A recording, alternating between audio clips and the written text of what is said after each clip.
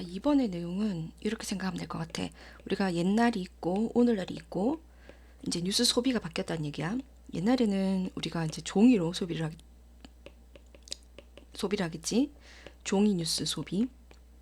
근데 오늘날에는 이제 웹 기반. 그러면 디지털 뉴스로 바뀌었다는 얘기잖아. 자, 그럼 각각의 특징이 어떻게 되냐라고 했을 때, 말 그대로 뉴스라고 하는 거는 오늘 무슨 일이 있었는지를 갖다가 소비하는 게 뉴스란 얘기야. 그럼 오늘이 6월 24일이다. 그러면 선생님 뉴스를 읽으라 그러면 6월 24일 그것만 읽게 되는 거고, 6월 23일, 22일, 그 이전에 있었던 이 뉴스는 내가 의도적으로 찾아보지 않는 이상 나는 못 보게 될 거야.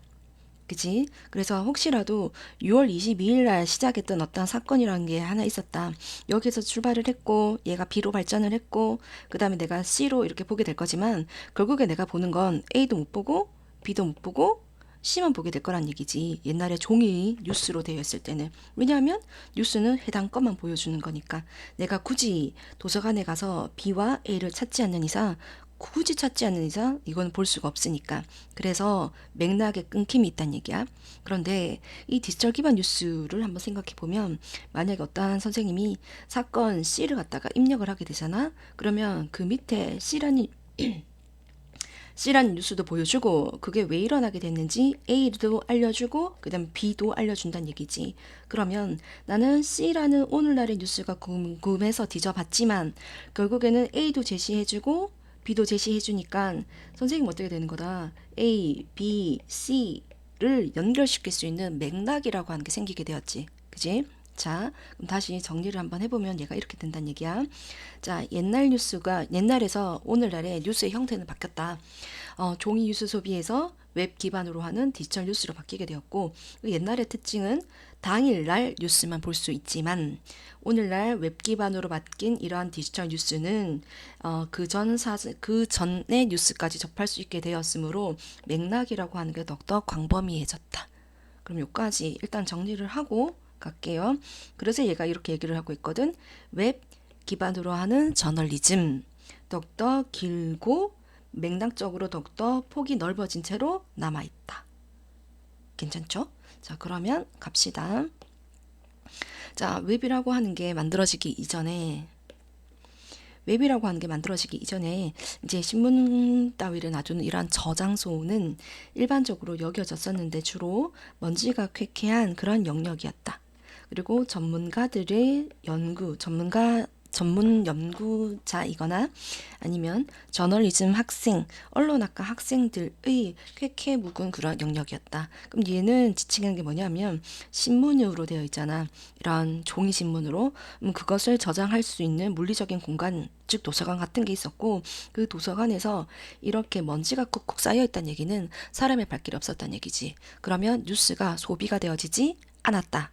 라는 말인 거고, 그리고 뉴스가 소비가 된들 찾는 사람은 일반 사람들이 아니라 전문에 특히 목적이 있는 사람들만 소비를 했다. 그지? 그러면 여기서 아까 말한 의도적으로 내가 찾지 않는 이상 우리는 그전 기사를 접할 순 없다. 그게 이 부분에서 나타나는 거야.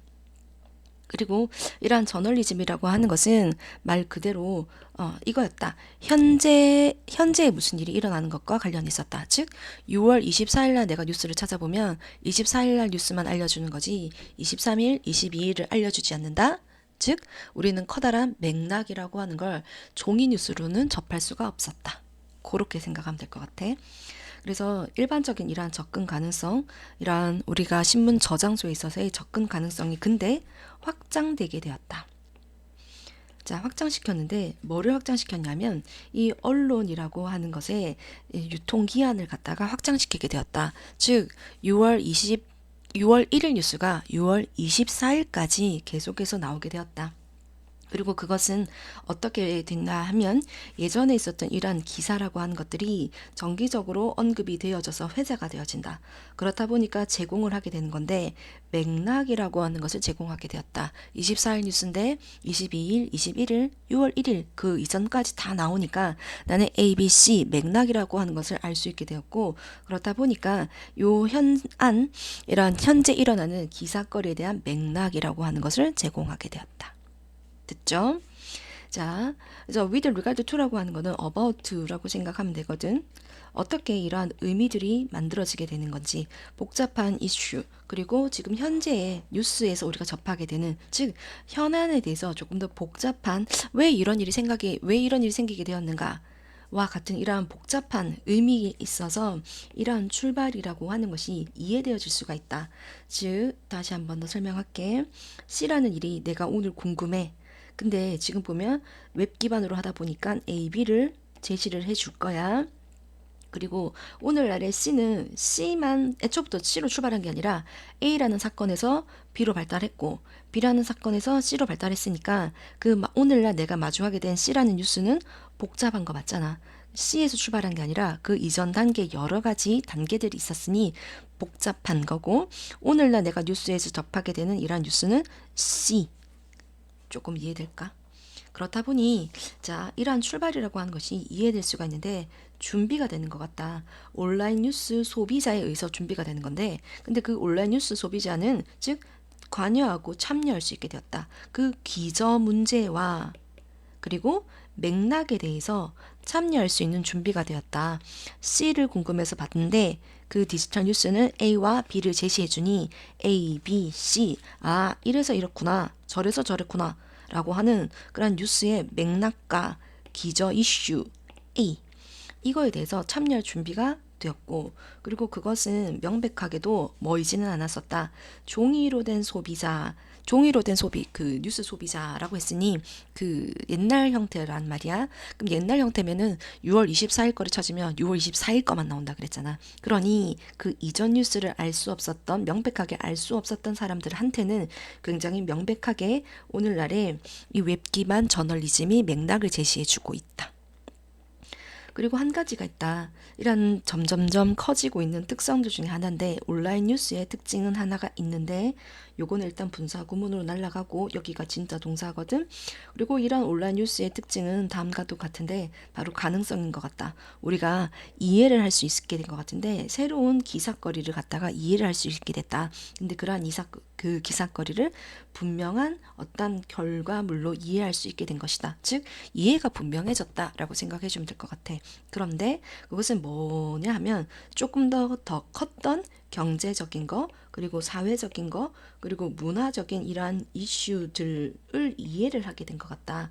뭐가 아니라 단명하고 있거나 연결이 되어지지 않는 그러한 미디어의 구경거리가 아니라 단순하게 그냥 지나가는 게 아니라 더욱더 폭넓은 의미로 이해할 수 있는 분명한 결과물이 되었다.